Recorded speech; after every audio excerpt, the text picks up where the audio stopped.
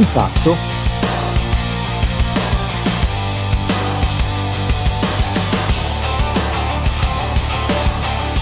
quando è ormai qualche anno che pratichiamo tiro a lunga distanza, ma soprattutto che studiamo tiro a lunga distanza, arriva il momento in cui ci rendiamo conto di sapere esattamente quali sono le cose che vorremmo dalla nostra carabina, quali parti che compongono la carabina vorremmo avere nella nostra carabina ideale.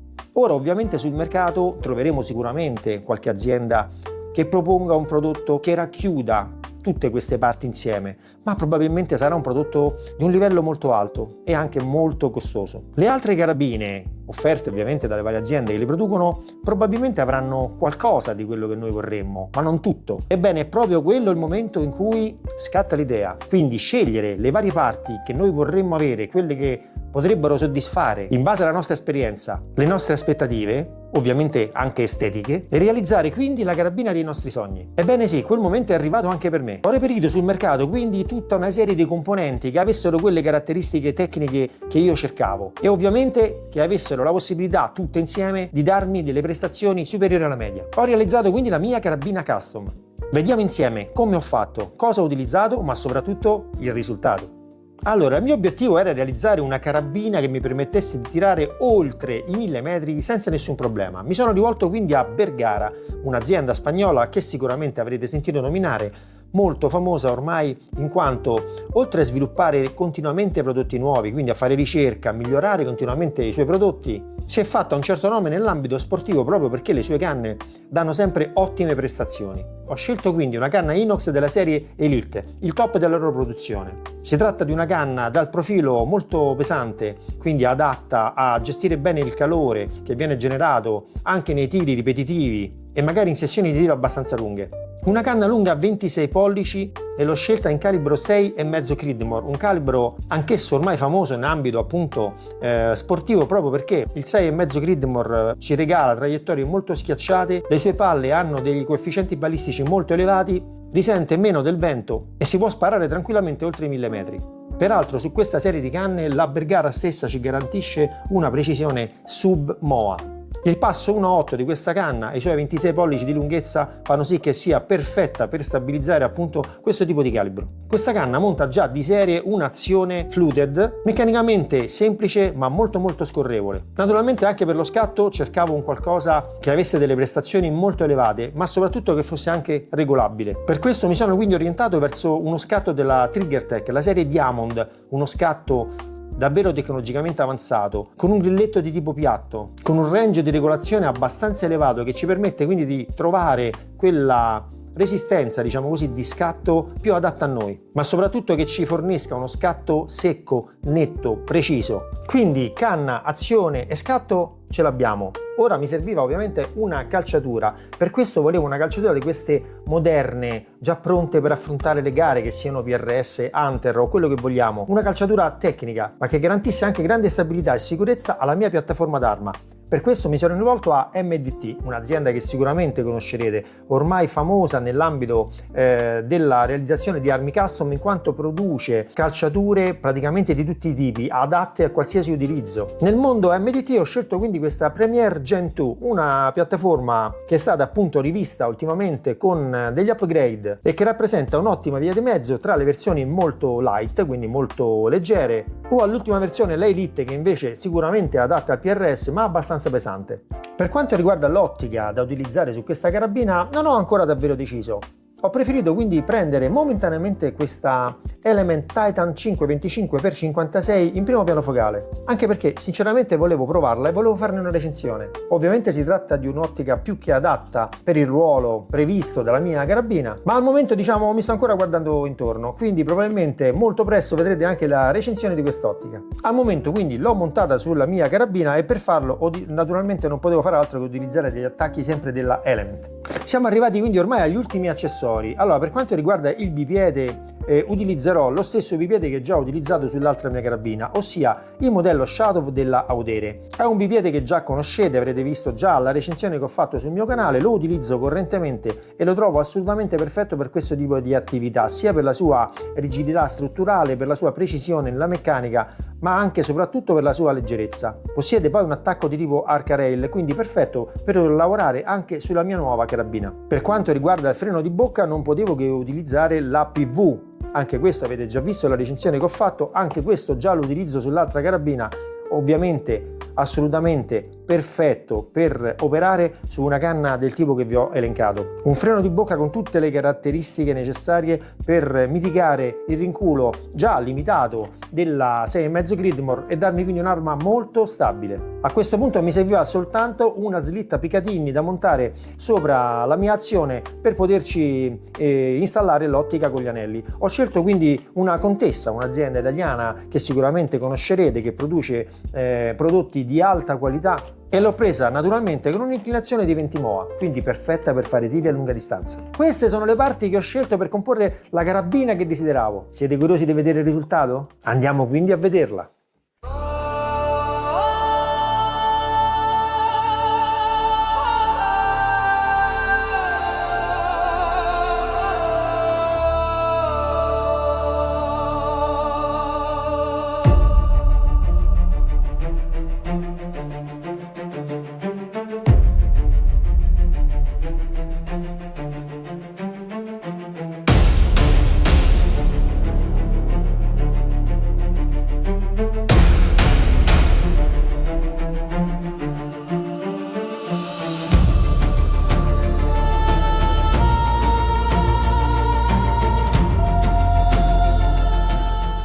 Ed eccola qui la mia nuova carabina in 6,5 Creedmoor, risultato appunto della mia scelta delle varie componenti, e quindi una carabina completamente custom. Come vedete la calciatura della MDT l'ho scelta in colorazione FDE, diciamo così un dark earth, una sorta di color sabbia, in quanto non mi piacciono moltissimo le carabine che adesso vanno in ambito sportivo. Le calciature spesso sono azzurrine, blu, sicuramente colori adatti appunto al settore sportivo, ma se mi conoscete bene, se mi seguite, sapete che a me piace un po' più il setup tattico, e trovo che con le parti nere e cromo di questa altre parti quindi che compongono questa carabina, la combinazione cromatica sia perfetta, quindi esattamente come l'avevo immaginata, con le parti che appunto volevo avere, diciamo così, anche a livello prestazionale sulla mia futura carabina. Quindi superare il limite dei 1000 metri di gittata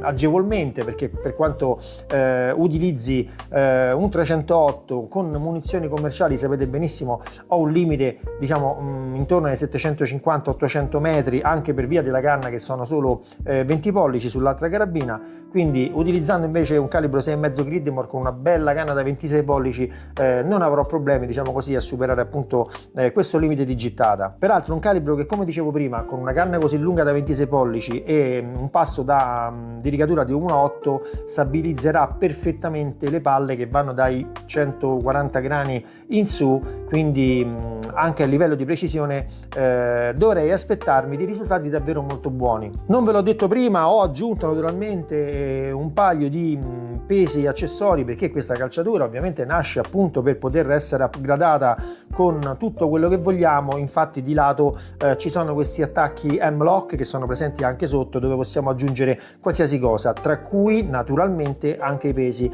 Anche all'interno sotto la canna c'è uno spazio predisposto appunto per aggiungere ulteriori pesi, cose che normalmente si utilizzano in gara sia per stabilizzare l'arma, per equilibrarla diciamo così, per quando si andrà poi in appoggio su barricate, treppiedi e cose del genere, ma anche per aumentarne il peso in maniera che il rinculo sia ulteriormente mitigato appunto dal peso dell'arma. Mi piace davvero tantissimo lo stacco con il freno di bocca APV, davvero molto aggressivo, e con la sua colorazione nera opaca rispetto all'acciaio cromato appunto di questa canna.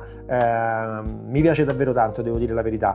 Il bipiede a udere, come vedete, ci va alla perfezione, è la grandezza giusta secondo me per l'utilizzo multiplo, vario che farò di questa carabina, in quanto non volevo avere una carabina dedicata per ogni tipo di attività, anche perché significa insomma acquistare più carabine, ma averne una multiruolo, come dicevo, una che andasse bene un po' per tutte le attività che faccio normalmente. La calciatura è regolabile limitatamente, ma sufficientemente per quello che devo fare io. Anche il fatto di avere una regolazione non eccessiva nelle sue parti fa sì che comunque sia sicuramente sarà molto solida una volta stabilita la regolazione ideale, cioè non ci sono troppi meccanismi che possono allentarsi o cose del genere, ma soprattutto il peso rimane limitato proprio perché non ci sono troppe cose. A proposito, gli spazi che vedete qua dietro, questi qua sulle calciature dell'MDT, sono spazi predisposti per aggiungere ulteriori pesi, appunto per fare quel lavoro che vi dicevo prima, cioè stabilizzare l'arma,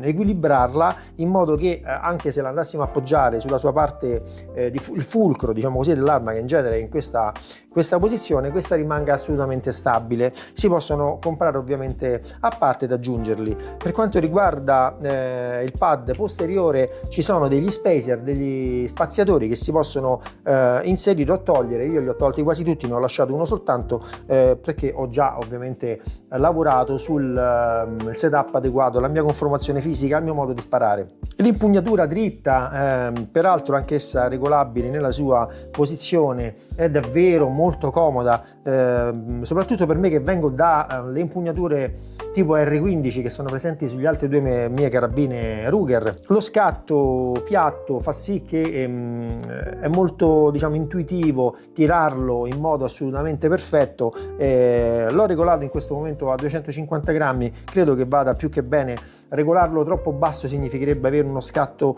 un po' troppo sensibile, più adatto probabilmente a gare di tipo statico, ma magari poi nelle condizioni un po' dinamiche potrebbe essere eccessivo avere uno scatto super leggero. Comunque può essere regolato ancora di più, quindi vedrò poi giocandoci quale sia la regolazione più adatta a me. Al momento l'ho settato in questo modo. Il caricatore della Bergara, che porta 10 colpi, appare abbastanza lungo perché è di quelli a presentazione singola, ossia praticamente le munizioni sono praticamente proprio tutte in fila. Devo dire si innesta e si toglie molto semplicemente. Qui sotto disponiamo di una slitta arca rail che permette naturalmente di poter far scorrere il nostro bipiede e posizionarlo dove vogliamo, ma anche di agganciare ulteriori accessori, ad esempio quelle sacchette riempite che servono appunto per appoggiarsi sulle barricate, che spesso oggi vengono fornite con dei plate che hanno già un attacco adatto appunto all'arca rail, che è diventato un po' uno standard in ambito sportivo. Per quanto riguarda l'azione, togliamo la bandierina. Questa risulta molto scorrevole, come vedete, è appunto quello che cercavo, un'azione che fosse veloce nell'utilizzo, con il suo otturatore fluted, come si dice, con questa lavorazione che serve sia ad alleggerire, renderlo più leggero, ma anche a far sì che lo sporco eventualmente che si dovesse accumulare finisca all'interno di queste scanalature e non vada a rallentare, ad impedire leggermente il movimento di scorrimento del nostro otturatore.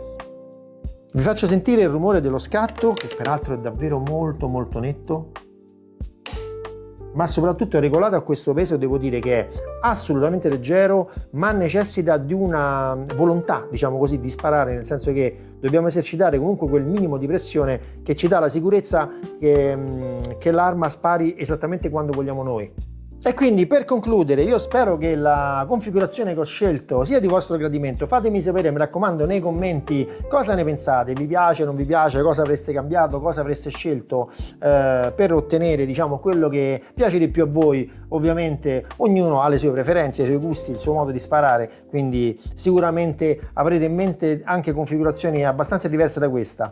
Per chi fosse interessato a realizzare il proprio custom, vi dico che io personalmente tutte le parti che compongono questa carabina le ho reperite presso l'Armeria Ciaffoni di Frascati, anche la calciatura MDT, che non tutte le armerie trattano, e devo dire che anche i tempi per avere le singole parti sono stati abbastanza brevi, nonostante fossimo sotto il periodo di feste. Ebbene, ora non ci manca che provarla, quindi seguiranno sicuramente molti video dove faremo dei test in poligono un po' a tutte le distanze per vedere anche la sua precisione. Quindi se questo video vi è piaciuto, mi raccomando, mettete un like. Se non siete iscritti, iscrivetevi, perché altrimenti perderete i prossimi video dove faremo i test pratici di questa meraviglia, a mio giudizio, di carabina. Noi come sempre ci vediamo qui su Sandit.